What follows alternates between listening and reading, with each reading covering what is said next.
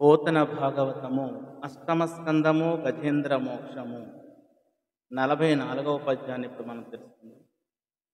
లోకంబులు లోకేశులు లోకస్తులు తెగిన తుది అలోకంబగు పెంచీకటి కవ్వల నెవ్వడే కాకృతి వెలుగునతని నే సేవింతున్.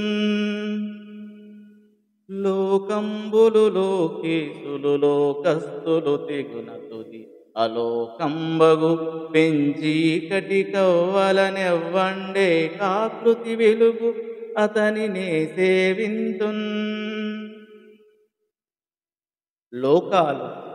లోకాలను పాలించేవారు, లోకాలలో ఉండేవారు అందరూ నశించిన అనంతరం ఆ కారు చీకట్లకు అవతల అఖండమైన రూపంతో ప్రకాశించే ఆ దేవుణ్ణి నేను సేవిస్తాను అని ఈ పద్య భావం.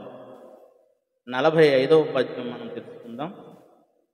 నత్తకుని భంగి వెగ్గగు మూర్తులతో నెవ్వడాడు మునులు దిగుజులం కీర్తింపనేరనెవ్వని వర్తన మొరులెరుగ రెట్టివానిను తింతున్. భావం చూద్దాం. అనేక వేషాలు వేసే నటుడిలాగా పెక్కు రూపాలతో ఎవరు క్రీడిస్తుంటాడో, ఋషులు దేవతలు ఎవరి గొప్పతనాన్ని వర్ణించలేరో, ఎవరి ప్రవర్తన ఇతరులకు అగోచరంగా ఉంటుందో అట్టి ఆ మహాదేవుణ్ణి నేను సంస్తుతిస్తాను అని ఈ పద్యభావం. ధన్యవాదం.